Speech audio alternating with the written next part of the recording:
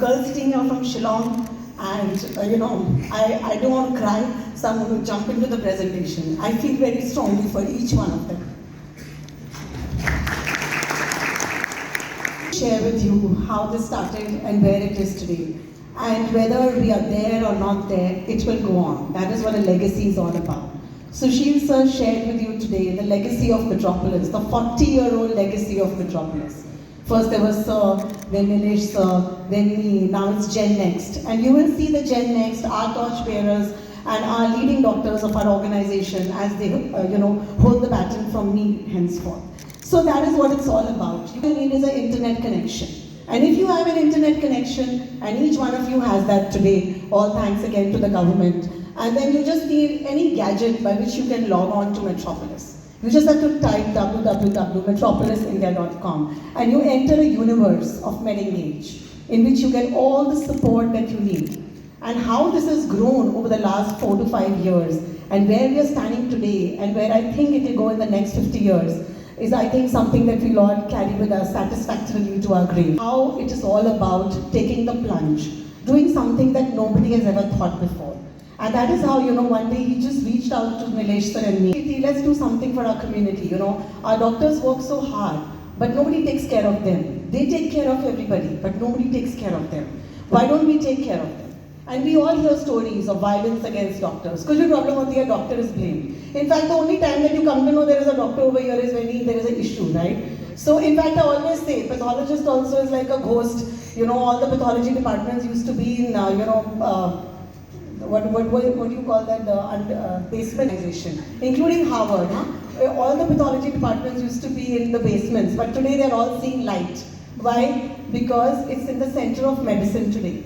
And the moment anything goes wrong, report is delayed, report is not on time, everybody will come to know who's the pathologist of that hospital. And I don't know whether you all have seen our MedTalk series where we brought about all the problems and all the solutions. And we are coming forth with a very, very solution-based approach. So this was a solution that we thought of. What do doctors need? What do doctors need? Doctors need money. Yes, we need money because we don't earn well. We spend our entire life struggling, slogging, while all our need is mentorship. Sometimes you just don't know what to do. You don't know which profession, which subspecialty to opt for, which career to opt for. Today we have doctors, who are public healthcare, bureaucrats, government officials, they're doing different things. We have doctors who are CEOs of companies. We have doctors who are entrepreneurs, startup owners. We have doctors who are hardcore, brilliant ace clinicians, making sure every life matters. So you have all kinds of doctors. But how does a young doctor decide what should I do? And that is why, we started the MedTalk series. It's a very interesting conversation where we have a senior doctor and a young, brilliant, upcoming doctor. And, they want to just do an internship sometimes. Today morning also, Nilesh shared, you got an application, right, sir, today? Every day we receive an application from somebody. I just want to intern. I just want to get a vibe. I just want to get a sense. Because every medical college has different infrastructure. But once a doctor is out, unfortunately, he's not judged by which college. He has to know it all.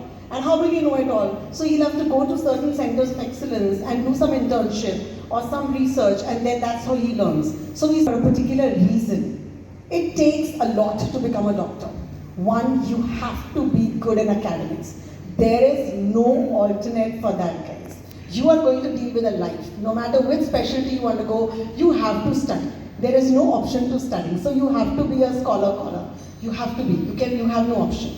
But you also have to be a vibrant one sometimes. You cannot be morose. Patient से ज़्यादा आप दुखी लग रहे हो ऐसा नहीं होना चाहिए. Patient को आपको देख के एक internal satisfaction, confidence आना चाहिए कि okay, I've come to the right place, I'll be taken care of, right? So you have to be a wordsmith. You have to be able to explain to the patient and to the family what you have done, why you have done. There are various choices. There are various modalities of treatment. Why this is better? What are the options for the patient? I don't know how many of you have read All Maladies. What does it say? It's written by an Indian, Pulitzer Prize winning. It says, patient wants to know what he's fighting for. And a doctor should be able to explain that, right? So you have to be a wordsmith. Somehow a doctor is expected to know everything, right? Of course, today you have tools, you have technology, but you should know what to refer to. So all our categories have been chosen very, very, ENY, sir just spoke about Ernst & Young, They are the partner for us. It is a totally unbiased award selection process which happens through an external company, not by Metropolis.